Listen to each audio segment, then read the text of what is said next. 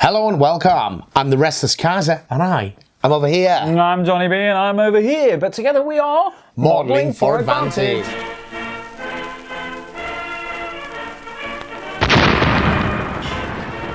Well, JBs, what we got here? It looks to be the new Français army. That box. Yes, Brand new.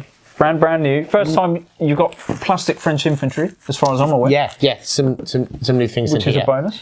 They've changed their prices.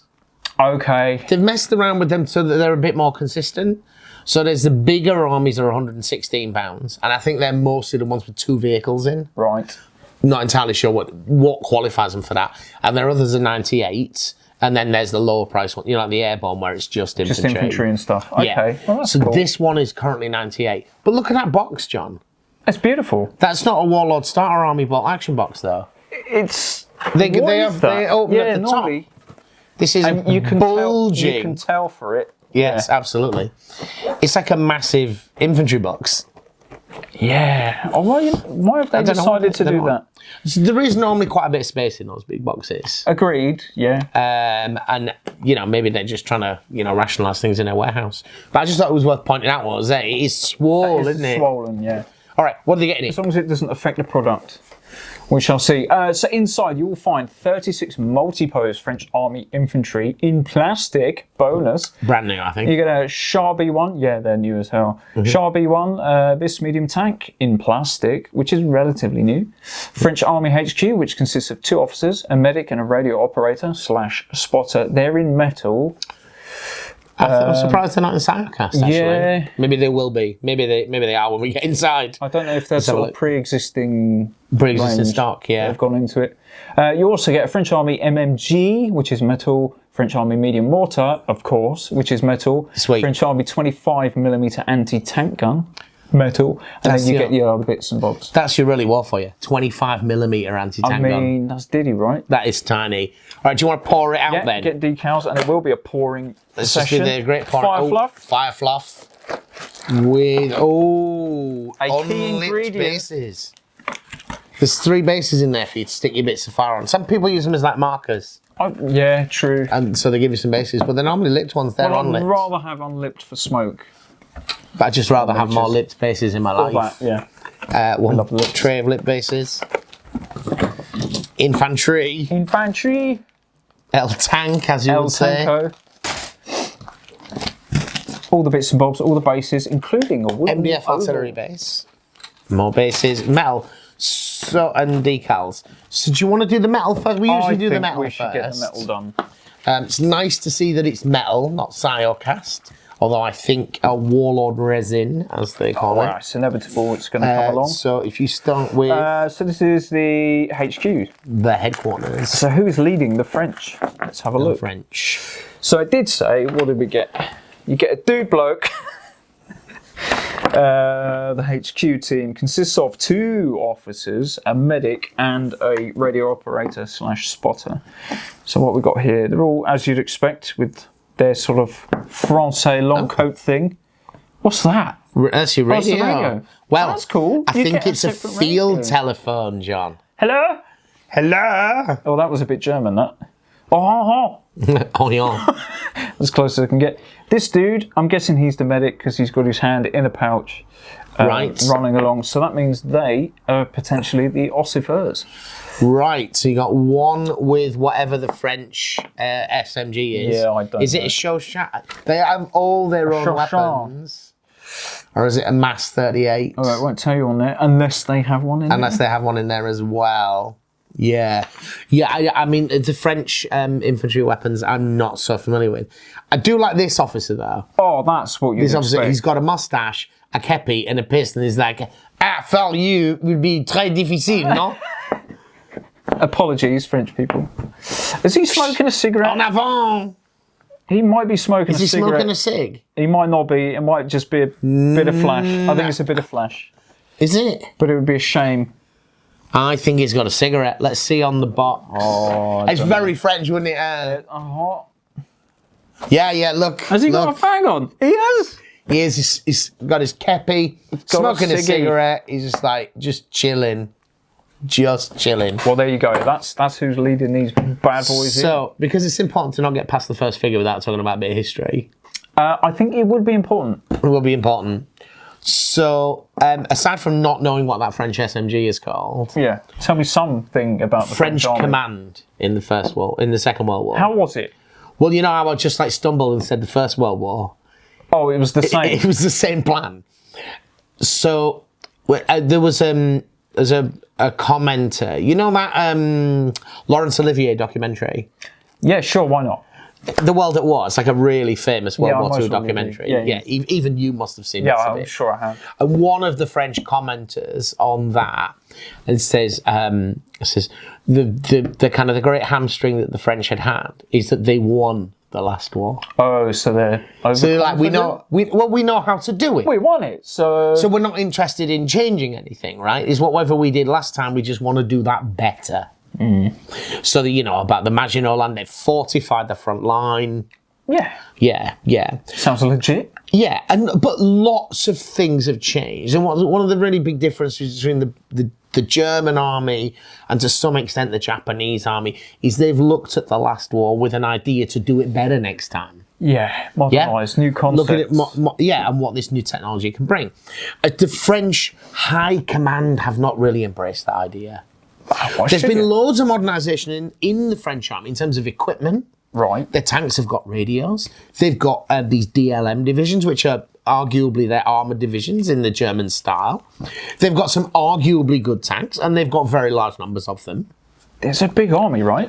Yeah, but for example, I think it's Gamelin, the French commander-in-chief, is in a chateau in France with no telephones or radios. What, pigeons or something? Dispatch riders. Every day at noon, guys leave the chateau, leave the castle, on motorcycles with orders. And hopefully they'll get to where they need to be. You just like And really slowly as well. So when you talk about them being utterly unprepared for the pace of change.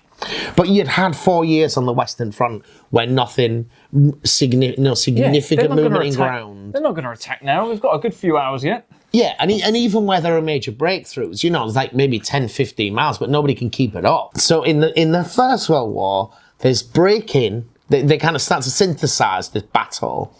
Break-in to actually get into the other guy without just getting murdered on the way there. Yeah. Break-in. Break through to get through those first few lines, and then break out beyond the line into the green fields beyond.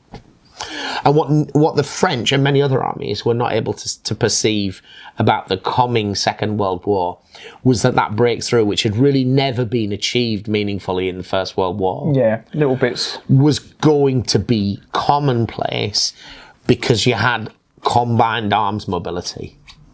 Yeah, the Germans really changed that up, didn't they? It's not just that your tanks can break through. It's not just that your tanks can even break out. But you've got infantry and artillery, so when they get counterattacked, they're not totally boned, right? Yeah. All those kind of things that come into face. So you have a French upper echelons of command which are expecting an incredibly slow grinding battle, which they expect to win because they're totally prepared for it. And you had the business, so you know about the disaster in 1940 of Dunkirk and the British evacuation, right? Yeah, I mean, I'm not entirely sure of how it got to that point, other than obviously Blitzkrieg. So what's often sort of misunderstood is how that has happened. So people know that the German tanks come through the Ardennes forest, right? Yeah. But what they've done is, if you imagine this line here, and at the bottom here, there's the Maginot Line from Switzerland up to the Belgian border. Perfect. And then from the Belgian border to the sea, there's no fortifications. That's not needed, is it? They're not going to come from there. Right, so it's because of the neutrality laws with Belgium, is they can't do it, or they shouldn't do it, or whatever, right? But they know this, so they've put all their best units up there. Oh, no. They're expecting the Germans to come through Belgium, so what they do, the British and the French, is they push all of their best units, race into Belgium to try and get as far forward as possible. The point about the German breakthrough is it hasn't outflanked them at the top, it's outflanked them in the middle. It's gone between the Ardennes, between this Maginot Line fortification and the major Allied right hook, the major Allied advance into Belgium. So they've gone in behind them. Jeez. And they've broken through behind them. And at speed. And at speed. So suddenly all these Franco-British forces are desperately trying to fall back onto their own supply lines because they're being cut off. So as the Germans are racing that way, the British and French are racing that way to try and get behind them. Wow. Which is why you've got this sort of really pell-mell battle. But it's the pell-mell battle that the Germans are really well prepared for with their radios, and because it's their plan. Yeah, they've set the scene. This is their way of fighting. This is how they want to fight this battle. So, and with that, then ends up getting the very best of the French and British armies have largely been annihilated in Belgium Just by outmaneuver. by being outmaneuvered, and then the Germans are kind of racing across the north coast of France, largely unopposed, leading to the French collapse. So, the French army, the Pilou, I think the French soldier is called, like Tommy. Yeah. That's their word for it. Doesn't get stuck in quite the way. Because he couldn't, I guess. If Yeah, its commanders, because they've all been prepped for this war. They're all going in with the mental space of this is how it's going to come out. Absolutely. And then woomph. Absolutely. Completely different. Despite the fact that before the war, you had people like Churchill saying, "Thank God for the French army." It was the biggest. This is the biggest Europe, army in Europe. Yeah, absolutely, and the most modern. I mean, you'd think, that's Just good prepared to standing. fight totally the wrong war. So there we go. There's the first few figures. French commanders. Love the kepi though. Iconic French. Love the field And that telephone. helmet, the Adrian. Oh yeah, the French style helmet. It looks like he's a fireman. That's quite. Yeah, they do. All right. What's the next lump of metal? They're the bosses. There you go. I've just picked up the mortar, which is an essential piece of kit. We've reviewed a couple of bolt action kits recently that didn't have mortars. Yeah, what's up with that? And we're just like, mate, if you're not going to have a mortar, you're not playing bolt action. Clearly, you're playing a different game to me. But then some people would say, why aren't you using flamethrowers? It's a Well, key true. aspect of bolt action. Okay, so you've got your three dudes. Now, surprisingly, look, two of them, you have a thing about this. Two of them are actually doing that. Two of them are doing that. And I feel that Not just one of them. I feel the whole crew should be doing that. Except this poor fellow who's about to lob the thing The guy down who was there. dropping it. Yeah, but he's going to do that in a Oh, no. second. He's got to be quick, this guy. Chunky mortar, essential for bolt action. Yeah. But Always it's come the with- 3-inch mortar, right? Oh, is it a 3? Is it? It looks kind of fat. It looks bigger than most, doesn't it? I'm sure it is just a medium It is a mortar. medium for mortar. intents Big and foot purposes. plate. It Oh. says medium mortar. Yeah, It's the big it just come looks off there. chunky. Yeah. Like the poses. The other thing to think about these guys is how much equipment they're carrying. They've got all of the equipment. They're carrying lots of equipment. So again, these are 1940 troops. So they've got gas masks and things as well. Right. Everybody's expecting that. And they're not expecting a battle on open fields. They're expecting to sit in the mud of Flanders, in trenches and in fortresses. Hence. So they're all in greatcoats. Yeah. With that interesting sort of turn back. Yeah, that's quite. Which again is just about, Stylized I think piece. it's just about standing around in the rain a lot. Is the kind of the memory of the first war, Shocking, yeah, and they're still All right. running off of that. But medium mortar, brilliant. Boom. Really good to see that in there. Nice poses. This feels like a better posing. It's like, I'm about to drop the bomb. These guys Yeah, I are like covering that. their ears. Yeah. And he's going to do it as soon as the bomb is dropped. Exactly. And if you've seen mortars being fired, that's exactly what they do. The other guys are all like this, and one guy's going to go, drops and then quickly turns his back. And does the thing. So that's good. Cracking. Right, got a wonky donk MMG there. But it's. So the French, is it a Hotchkiss? I'm going to say yes, because I have no idea. There's a few different types. I think one of them's like a show shot or something. So they're a drum fed, they're a magazine fed, they're a belt fed machine guns, but the French I think have a strip fed one. Oh, so it's just a. It's just like on a bit of wood or metal or whatever, and That's it's got old those school, right? That was strip like- fed. Like Gatling guns back in the day. Well, I guess the thing about it is you probably don't need a separate loader because You can just. it stays at height. It feeds well. Well, you It's say a that, feeding thing. but there's a dude here laying down quite casually with a strip of either chocolate fingers or ammo. Oh yeah, it could be like a giant bar of dairy milk or something. I mean, it might be. Yeah. You got a dude pointing. Get them. So guys. this is their MMG team. This is the MMG team. Yeah. So you've got a. Is that a tripod? I think It is. Yeah. Yeah. So yeah, and interestingly, we're not sure whether we've had it, whether something is snapped or we've got a bit of a miscast or something. We're going to get in touch with them because we seem to be missing a leg from the MMG. Yeah. So it's like a giant bipod, but not quite where you'd want the legs. No, but it is quite thin. So when if you get one of these, just be careful when you're removing flash from that, because some of those legs look like flash. Yeah. Other than that, though, yeah, you got a nice commander guy. Yep.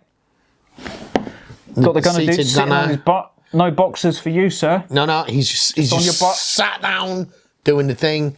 So it's a nice set of poses. MMG's underused at the moment in bolt action. Yeah, definitely. You can, of course, buy the French Army starter set and many other bolt action products from the Modelling for Advantage web store at modelingforadvantage.co.uk. Have you had a look, John? Some good stuff in there, isn't it? No, I don't really like them. All right, let's get back to the review.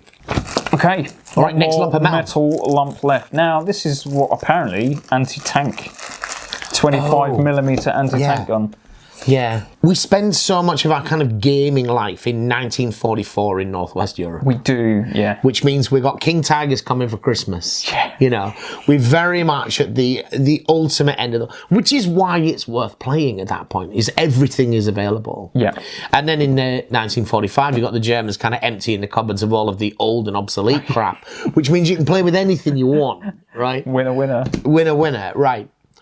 But the 1939 situation is really different. And the idea that an army makes a 25mm anti-tank gun says a lot. I mean, it might have been about right. how the war was expected to go from people looking at it in the 30s. I mean, you're talking like 10 years before the war starts. You've got things like the Vickers light tank are the best thing in the world. Yeah. You know. New design, sleek. Yeah. Fast, beautiful. Yeah, and the whole kind of T-26 BT series of tanks look like they're going to be the next big thing. And you've had a real scaling up. But interestingly, if you look at the 1939 tanks, like the German tanks, what were they you think of like a Panzer III or something that has 50 or even more millimeters of front armour, you will find that the early versions do not. The later versions do. They get up-armoured. And the proportion of the tank that holds that armour is really quite small. So in 1939, you've got Panzer IIs with 15 and 20mm of armour. Panzer IIIs maybe 30, maybe 40 in the newer versions that are coming out, you know. Putting more armour on obviously slows the vehicle down, but obviously more armour protects you against a wider range of weapons. Yeah. And so there's this constant engine versus armour versus up-armouring, and then up-gunning is a different prospect, you see. Yeah. And you know that about your enemies. Like, well, we can up-armour this tank and make it much more effective against their current set of guns. But getting you guns, because up-armouring a tank is usually about bolting on an extra plate, an extra inch of armour to the front of it. Yeah. And key areas like around the mantler, on the glacis plate. Easy. That kind of thing. Ish. Relatively easy. Yeah. You do a bit of testing, how's it going to handle the weight? But the 25mm anti-tank gun, I assume in game that is a light anti-tank gun. Yeah. And a light anti-tank gun is going to be a complete joke of weapon system in bolt action. But at the time, if you play in a meta where people play with a lot of Armour 7, you know, half tracks, armoured cars, stuff like that, because it's probably if you're quite playing cheap. period specific. But if you're playing period specific, this is the thing. It will be all right. A nice accessory. You get all the bits there. I don't know what half of them are. That's the gun shield. That's part of the lower gun shield, I think. Parts of this are parts for the gun, but that's a little ammo box for somebody to sit on, which is nice. Regards crew, you've got a dude with an ammo box just going, I don't know what's going on. And the size of the ammo box that he's carrying is indicative of how small these rounds are. I mean, it's man portable, a whole box of rounds, you know. That's a cool spotter model, but it's not the spotter model. But he's got a pair of binos and he's got his little rifle underneath. And it's got his rifle underneath. That's a nice bit of sculpting. That's pretty decent, that. And then you got another dude with even more ammo, so they were expecting... The other thing about that then is there's always been this trade-off between... Quantity. Well, rate of fire versus effectiveness of fire. Oh, right. Yeah? So the smaller caliber your weapons are, the more rounds you're going to be able to put through that over time. Particularly when it's men that are schlepping them around. Yeah, yeah. So this, you know, 25mm anti-tank gun, probably in a world of Vickers light tanks, was going to do a decent job. It's a winner, yeah. Yeah, probably. It'd probably be quite ineffective against the infantry, though, because even if there is an HE round... It's not going to do a lot. It's really small. Like fireworks going really small. I think that's the smallest anti-tank weapon I've seen someone make a model for. As a, you know, as a on a gun carriage and so forth. Yeah. Where does the 2-pounder fit in that? The British 2-pounder. I think that's 37. Bigger, smaller. 40. Okay, right. Okay. Yeah, it's not small. It's the not, 2-pounder. It's not diddy. No. It's good for its time. Anyway, there's all the metal out of the way. All the metal out of the way. May or may not have seen some pictures on to the main event. We mentioned the bases. Bases. You get. Bases. Do you want to do the tank or do you want to do the infantry? Can we do the BIS? Let's do the base. The Shah, the Abyss. The Shah-bis. Oh, the Abyss. This is kind of new, but not new. So it's not brand new. It's not brand new, is it? No. It seems to be a Renedra. It looks like artillery. Artillery, probably. It seems to be it. Yeah, that one. So what Warlord sometimes do, there's sometimes commission vehicles when there isn't an existing kit, and other times John fails to open the baggie because he's not manly enough. There you go, John. No man today. Thank you. And at other times they take kits that have a relationship with people like artillery, and they rescale, you know, like 1/72 kits and so forth. So yeah, it may or may not be. Usually, you can tell that when it's got a kind of tubular framing. Yeah. The styling, although obviously that's not exclusively the case. And usually, if they've had a repurposed one, they're just a bit more involved. There's a bit more in the way of there's more tiny parts, hatches and so forth. But this doesn't look too bad. I have to say, this is a nice looking kit. What do you think? It's nice to see some decent keying and bits and bobs for positioning various wheels and whatnot. It looks like it might be good for that. I mean, the major whole tiny parts count. That's not so bad either. The major whole pieces are pretty big. Yeah, a top, a bottom. Yeah. You've got your side of the tracks and then, yeah, boom. Yeah. And it looks like, that's nice and ridged underneath. It looks like the old, I need to have a look at the... Oh, they're the wheels. Yeah, the wheels are nice. Yeah. And it looks like you can slop the track on with little to no problems. However, it is that... Are they normally like this now? Sometimes. So a top, bottom, a front and a back, sort of like round the curve. Yes, so you're only going to see one end of that, aren't you? Is there some keying on it though? Minimal. Yeah. Not what I'd hope to have seen. So if you've had these, if you built these kind of multi-part tracks before, you absolutely need to hold them while they glue.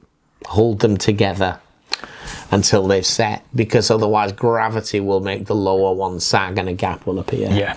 In pretty much every case. Yeah. Do that, hold it, peg it, whatever. Get your lecky bands out and squidge them around. Make sure it's dry before you let go, or a gap will emerge. Yeah. Unfortunately.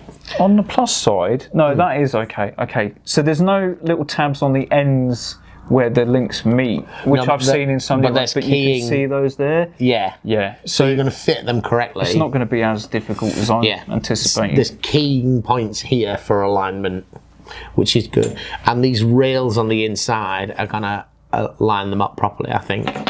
You know, here. Yes, yeah, this track is going to get it positioned left, right. So hopefully you don't get that thing when you have a whole separate track assembly where they do that. Yeah, they're on different chamfers or whatever. Yeah, on different angles. So yeah, this tank, it's quite an interesting looking thing. It doesn't look, because I'm used to late war, so there's quite a specific design look about it. Why is this so weird? Well, because it's a 1930s tank and a 1920s tank. Really? Yeah. So it's interesting. Again, we're going back to what I said at the beginning when we talked about French Command and the war that they're expecting to fight. They're not really wanting to change anything. Is that the same? No, ethos. the thing is that they're expecting to fight a different war. Oh yeah, the static. Yeah, they're expecting to refight the First World War, and they're expecting to win it. All right. So this tank, the Shah B1, the Shah B1 Bis, there's a few different versions of this. I'm not sure how many make it into service. Oh. But this particular tank it looks and feels and is a lot like a First World War tank because it was designed to be. It was designed to be a heavy tank. It's got these big tracks and long wheelbase to cross trenches. Perfect. Because it needs to do that. That's one of its design specs. We need a tank to get across the trench. Remember I talked about break-in and breakthrough. And that's for that. This is a breakthrough vehicle, right? Gonna go across the trenches and be able to keep going. It's quite heavily armoured for the period. 45 millimeters of armour, these huge tracks, that big panel on the side is armoured. Not 45 millimeters of armour, but it's not... great chunk of armour. Yeah, there's armour slabs on the side. It's quite heavy, I think 25 tons-ish for a 1920s vehicle. But because it's going to be expensive, because everybody's looking to save money in the interwar period, and there are all these treaties around when people are talking about, disarmament, not building certain types of planes, not building certain types of ships. The French get at one point a little bit worried that the plans for this might get shelved. Because they might get caught up in a treaty where they're not allowed to build it because it's too heavy. That doesn't turn out to be the case. They did much more work on warships with the London and the Washington naval treaties. It never really comes in for tanks in the same way, but it's something that's talked about. Yeah, it's still a bit there. And, if you were sitting on the other side of the Washington naval treaty, you'd be going, hang on a minute. Let's not commit to something that we might have to scrap. Americans axed loads of battleships. Really? Yeah, which you can't afford to be doing, right? I mean... So, anyway, so it's starting in the 1920s, it finally comes out in the 1930s. It's had this weird design process where they've put it out for tender, but it's not like whichever one's best we're going to take. What we're going to do is we want to take all the different best bits from all of the different manufacturers and then get a new tank. Oh. So it's a tank that's been designed by a committee for a war that isn't going to be fought. So it takes a long time to build, ends up being very expensive, and it is entirely the wrong vehicle. Well... It's got a 75mm gun in the hull. Reading that, yeah, it's got a 47 or 37 in the turret. It's a few vital statistics on the front here. 47mm. 47mm in the turret. As a secondary, it says. Yeah. Boom. 47mm anti-tank gun in 1939 is a very good anti-tank gun. Well, it can go a whopping 16 miles per hour, sir. Mate, that's probably downhill with a tailwind on a good day. The problem with this vehicle is 16 miles an hour downhill with the tailwind, right? What's that cross-country performance like? 4 or 5? Half of that. Walking-ish speed. But that's okay because it's going to be supporting men that are walking, going up right? against the trenches. No, it's not, is it? It's not. No, the problem with this is clearly a lack of proper exercises, proper testing. This thing has a 4-man crew. That sounds okay for a World War II tank, right? Your average World War II tank, gunner, driver, loader, commander. Yeah. Is that right? No, it'd be more, wouldn't it? And belly Driver, machine belly gunner. And 3 in the turret. Yeah. Yeah.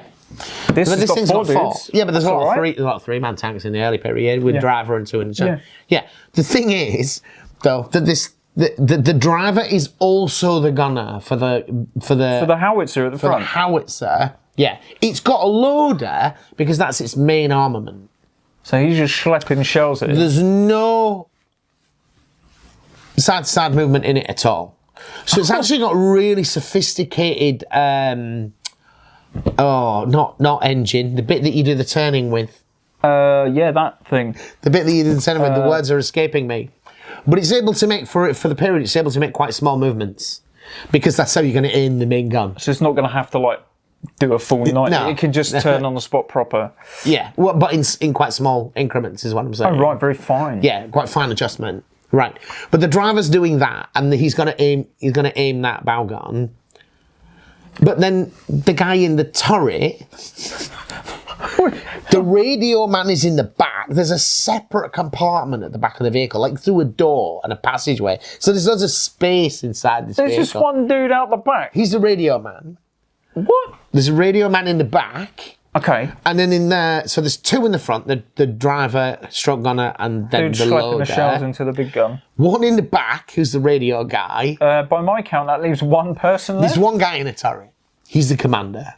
So he's got to command, he's got to navigate, he's got to make decisions. And he's also the loader and the gunner and the jam clearer and a million other jobs and the chief spotter. It's all of the things. I feel sorry for that fella.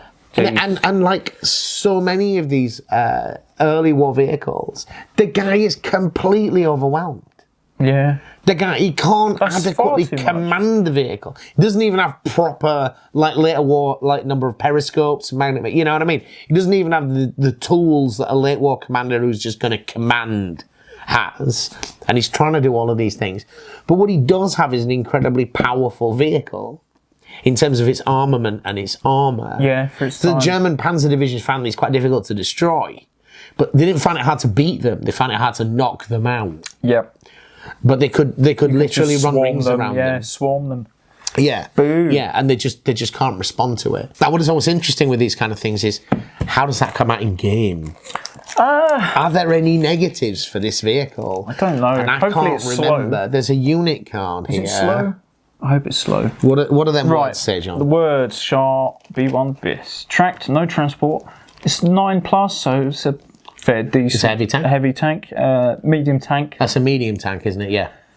Special rules. One-man turret, armoured all round, and slow. So it's got 3 separate special rules, which I do not have. We do not to have the hand stats for because they're one-man not on there. turret. Well, I did look for the rules in the rule book, but as We you realised all we didn't know where to go. They could be anywhere. So it does have the one-man turret rule. We don't know what that We means. assume that means it has. I It's don't worse. know, How many a points is it? modifier. Your young eyes Well- better than mine. You can have it in early and mid and late. Do you know why? Because the Germans stole a bunch. They did. For a regular, you're looking at 245 points. That's quite steep. But it's got 2 guns. It has got 2 guns, 2 whacking great guns. It's got a light anti-tank gun, a light howitzer, and a medium machine gun, which is the coax. Is it the coax? Yeah. 1 hull mounted and 1 turret mounted. Machine gun. Apparently. There's a whole mounted machine gun. Apparently. That may be true. I'm not seeing that though. That may be true. But there's the B1, there's the B1 Perhaps base. it's and one of the variants. Yeah, Okay. yeah, and this version may have it. Okey-dokey. I would imagine that was the case. And we got a couple of decal sheets as well, John. Sweet. I love got me a this. decal. It's nice. This one says it's for the tank. What a surprise. Some wonderful French names and stuff. It's also, you also get the Iron Crosses on there, mate. You do get the Balkan crosses on there, yeah, because these were taken over by the Germans and used in... at least one was shipped to the Channel Islands. We know that because that's the one the Tank Museum has at Bovington. Right. That's where theirs came from. But one of the German Panzer divisions, it might be 21st Panzer. It's one of them. It's a reconstituted Panzer division. You know, it's been destroyed elsewhere and it's rebuilding. So they get all of this, and they use all the French equipment. Yeah, yeah. And some of it gets adapted. You know, guns get rebored for German calibers and things like that. Or in the cases of some of these vehicles, some of these early war heavier vehicles, they stick concrete applique armor on them, things like that. And they're really there. It's not. They know that they're not great, but there's enough captured equipment in France to make it, to scratch build a Panzer division, and it's better than not having it, apparently, although its service record isn't great. Although there are a handful of standout vehicles. And what you've got on the case in the Allies is they're not expecting them. Why? They know, they know what kind of range they can penetrate a Panzer IV at because they've got the numbers on that. There's doctrine for that. There isn't doctrine for fighting. Because they haven't been shooting at French tanks because they're on the same side. Absolutely. It says 102 Panzer Division here, Russia, just on the painting bits on the back. So there you go. It must have seen a bit 102 of Panzer Division action in Russia Russia the Eastern Front in 1941. in 41. Yes, I didn't know Interesting. that. Channel Islands, as you said, 44. Yeah. And then 102 Panzer Division in Normandy. Yeah, There you go. A few bits. Okay. There's your tank. All right, that's El Tang. On to the main event. I think gamers will like it. I mean, you said 200 and what points? 245 points. And you get an extra gun. And in that early period, you don't get much 9-up armour. Yeah. Again, if you're playing specific early war. So on to the main event. Sexy new 6 French sprues dudes. of brand new French dudes. These are lovely. These are lovely. Look at that. Wonderful, crisp detail. Yeah. You get all the heads. You get all of the heads, mate. There's 4 different types of heads in here. And it tells you what they're for. Yep. You get chasseurs pride. Read that one. Shall I do this bit? Do that one. Chasseur à pied. Yeah, them ones. So chasseur is like hunter. Okay, so And these are pied like, is foot. these are like elite dudes? Are they just They're like Jaegers, Highlanders, Highlanders, light whatever. infantry. Okay. Yeah, chasseur à pied. Because there was chasseur à cheval as well. Yes. There was which is light cavalry. Yes. Okay. All right. Yes. You get your Algerian, Moroccan, or Tunisian dudes. Yeah. So your French colonial troops. It's troops, just a head swap, and you've got that interesting Full amount of heads. kind of strange fez type helmet. Fortress troops, what are they? Maginot Line, mate. Oh, these are the dudes that are manning that. Yeah. So Makes sense. because this is a massive fortification. Yeah. So presumably they've got a beret rather than a helmet because they're expected to be inside. Yeah, we're fine. We're inside. You know, it's a little bit more comfortable. And then you get kepi or various other options there. Ossifers. Anyway, the actual sprue in itself. So you get a million helmets, field caps, injured, bandaged head. bonnets, more helmets, and these French colonial troop helmets. All your packs. Separate Adrian helmets. Which is cool. Or a loose one here Loose and ones, there. yeah. A couple of loose ones so you can put one lying around on a base or something. All the rifles, some sort What of are all these LMG. packs then? There's an 8 and a 45. So the 8 is Haversack de Model 1935 backpack. Oh, mwah. Yeah, that sounds very French. But 45 side bags. They're just called side bags. Ooh. They do. They just look quite heavily, carrying a lot of gear. These Well, as you were saying, they were expecting a different war, weren't they? So they've got all of the things, the So they biscuits, the gas masks, the entrenching tools, the everything. Yeah, and they're going to carry it all around. So the models themselves then. Got 1, 2, 3, 4, 5, 6. Do you know what I am seeing a distinct lack of, which I appreciate? There's no prone dudes. There is no on his belly prone dude. You've got nearly dudes. A lot of them have got movement on them. Yeah. So It's definitely, for me, it's the fact that the footprint is different. And they just look weird next to a lot of standing guys. It's all right for teams, weapons teams, or if you have a whole unit of prone dudes. Maybe only like 1 in 20 prone. Yeah, Max, maybe. on his belly. So they've followed the modern style, haven't they? In fact, more so, a lot of these are 2 arms in the weapon. They're really easy to use. I love the fact that they've really leaned into the look of these. They've all got their overcoats on. So this new infantry sprue, John. Yes, sir. It's confident. It is confident. It feels quite tough as well. The plastic is quite firm. Like the pieces are in place. Yeah, normally the heads pop off pretty quick. Yeah. On sprues like this, but it's maybe because they're so new. Well, yeah. It's not softened up in the sun. No. The elements. Right. What I immediately like about this, I count 1, 2, 3, 4 of the rifles, or 4 of the weapons, 3 of which are rifles, both hands and the rifle, from a wargamer's perspective, where you want to put your models together quickly. That I like. That makes you happy. There's almost enough weapons other than that for you to not have to use those if you don't like that. But almost all of the others, it's one the weapon is in one hand.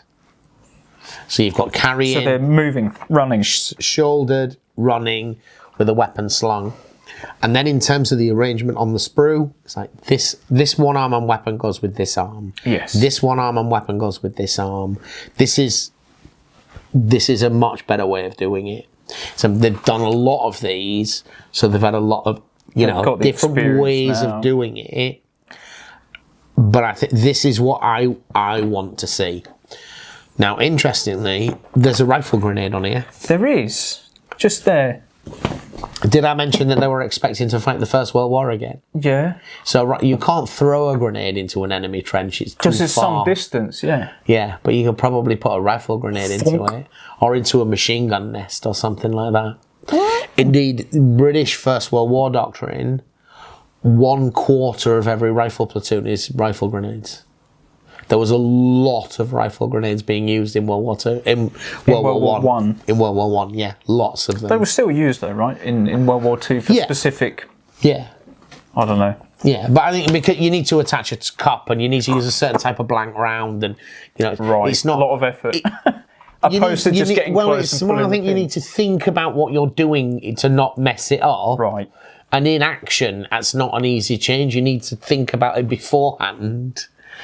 But yeah, the Germans made millions of rifle grenades. Although, we don't see them much in propaganda footage or in war games rules. But they made millions. Were they easier to use?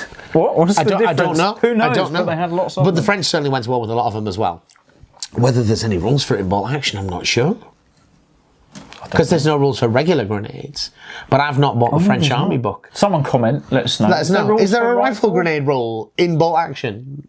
That we've just missed. That we just never had because to... if it's there, we want to start using it, right? It'd be interesting, yeah. It could be a bad rule. But yeah. This would be a bad rule. Good. So there's just a lot to like about this. Yeah, it's a pretty comprehensive infantry sprue, that.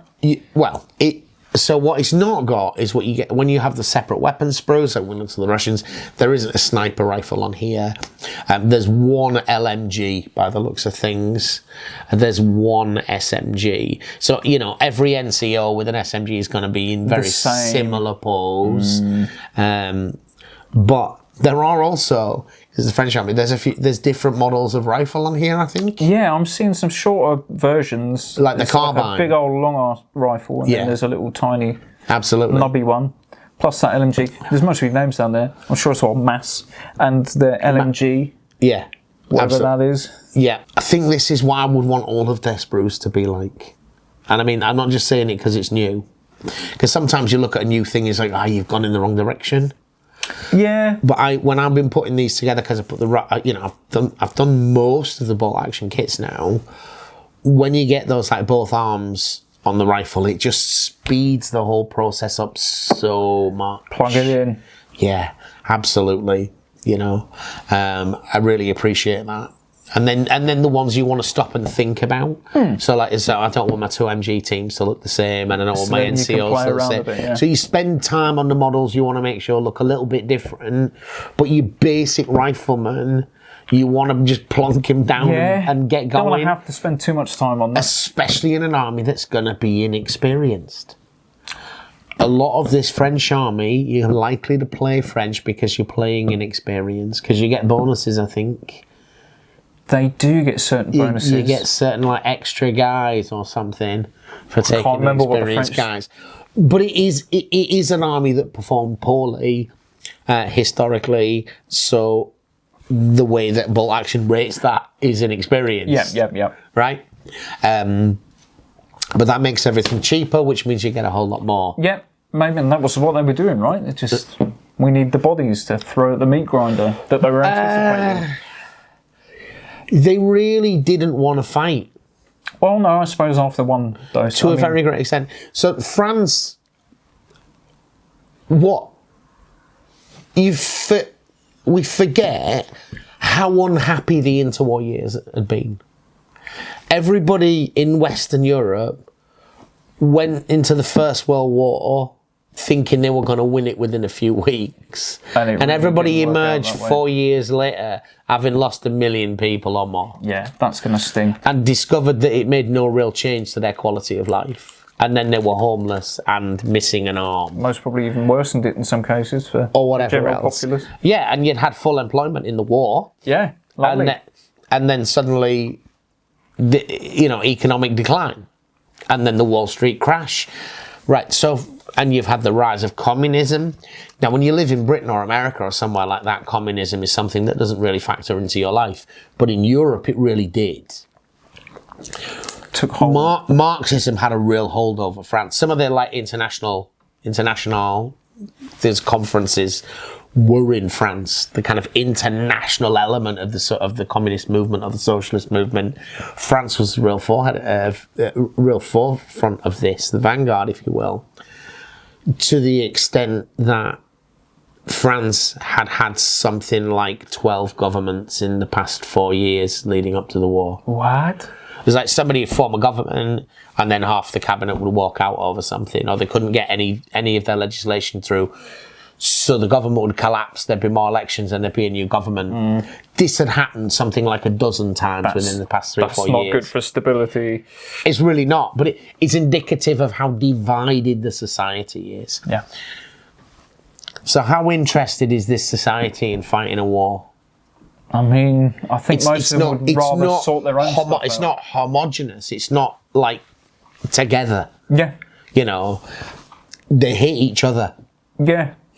But then there'd been money problems, and the phony war had really sucked all of the morale out of the French army. So everybody's drafted into the war, everybody goes into these fortresses in the Maginot Line, and then everybody sits there for 6 months.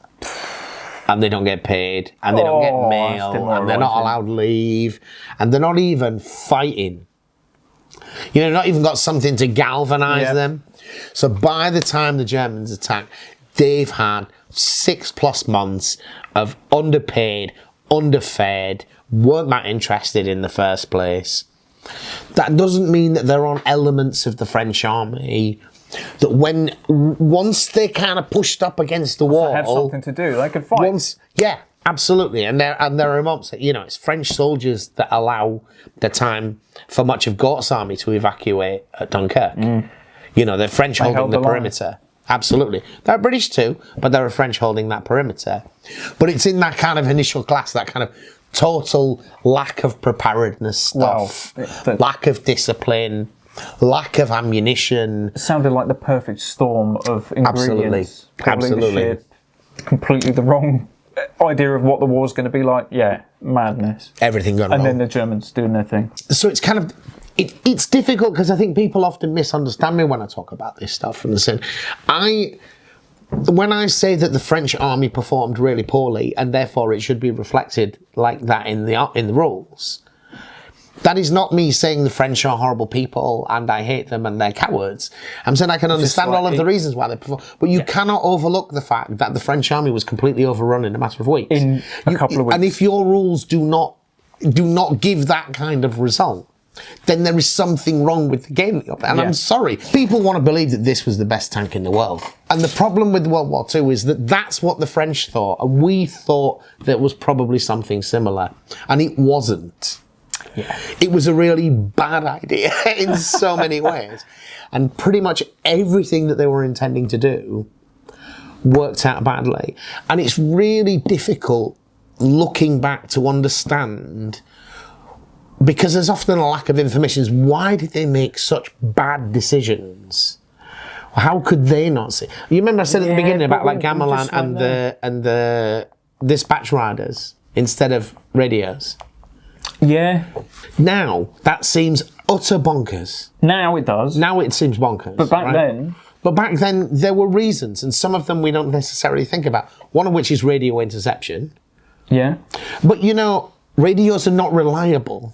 At this moment in time. They certainly weren't in 1914 and 1918, right? Yeah. Now, the kind of radios that you can put in a castle talking to a fortress, the radio probably is reliable, right? Right. Because you can put proper big radios. Yeah.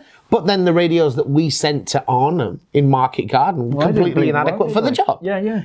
So it's not like radio is this guaranteed solution. Well, we're spoiled now with like personal computers in our pockets. Exactly, personal computer. But we're not receiving thousands of messages. But radio discipline was something that people needed to work out yet. Yeah, true. And all of those kind of things. It seems bonkers, but it wasn't for the war he was expecting to fight. Yeah. That's the thing. And he didn't have a lot of time to learn from it. And if you look at the trajectory of the war, the Axis powers, specifically Germany and Japan, absolutely storm until people work out what they're doing. Could that have been anticipated? That's the story of many wars. Well, yeah, true. In history, is what I'm saying. Yeah. Is a lot of people come up against until you figure out. And yeah, Napoleon, you know. Yeah, whoa, what's this? There's many examples of exactly this. A revolution in military affairs, they call it in the business, comes along and you get N months to years. Yeah. First couple of hits are free. Absolutely. But then everybody works it out. France has lost most of France by the time that happened. Yeah, and was pretty disharmonious to start with. But are these battles interesting? Could these 1940 battles have gone differently? I don't think so, because there were so many of them, and they all went the same way. Yeah, I mean... But they certainly, you can refight 1940 battles and do a lot better than the French did. With bolt action rules, definitely. With any war games rules. Fact. Because you get to control your figures, and the French army probably didn't. As a set though, John. Yep. What do you think? What do you think about this as a new sprue to begin with? Oh yeah, it's a lovely new sprue. As you said, I like the layout. You've got, much like you, I like the fact that the arms can just be plopped on, so you can get your force made get fast the bulk and of get it. onto and get onto the table nice and quick. Lovely, crisp design there. It's a good starter set. You've got all the key components of starter army there. Decent amount of infantry. You've got your main weapons teams that you'd need. Are they effective? Who knows? A light anti-tank doesn't matter, but if you're playing period specific, yeah, most probably. And for all we know, it's free in some lists or something. It could be. They do get like free artillery pieces. The French, that was a big thing. Thinking back to when like a few friends used to use them, that's why they did it. Right. You get your tank. I mean, yeah. And if you're going to play early war France, you definitely want to be taking the Char B. Yeah. You definitely want it. Whatever that one-man turret rule does, you still want to take it. You would want to take a mortar. Would you want to? If you fight in early war, 25 light anti-tank gun probably still works. MMG, but armored cars, MMGs, whatever. Still no good in bolt action, I'm afraid. But an inexperienced one, maybe. Who knows? Who knows? A load of dudes. What's missing? An armored car. Definitely missing. What was the French armored car at the time? Do you know? I don't know. Shall we just assume it's some sort of Renault or Fiat? It's going to be a Fiat. That would be an Italian one, sir. Oh, yeah. It'll be some sort of Renault. Might be a Persian. Renault 500. Renault. I can't actually think about French armoured cars. I mean, I've seen some of the ones that the French colonial, the Legion, were using, but they're like touring cars with a machine gun in. We'll assume it was that. No. They'll be a proper French armoured car. Those people will know. But in early war, I'd like to see an armoured car. Oosh. Cavalry. Motorcycles, all of those things. But this is your basic list. This is when they get off their horses. I think it's all right. 98 quid. If you want to get started, there's nothing in here that I'll say that you wouldn't want, and there's nothing that I'll say you absolutely must have to get started. Once you've got a tank and a mortar and some guys, you're ready to play bolt action. Yeah, man. Nice commander figure. I think it's decent. It's good. 98 quid. Worth a look. Lovely new sprues. Thank you for watching. Bye. Bye-bye. If you're still here and you're looking for ways to support the channel, there's obviously a lot of ways down in the description, but a key way is to use our affiliate links to Whaling Games and others. You buy your models from them, it doesn't cost you a penny more, and we earn a little bit of commission. Thank you.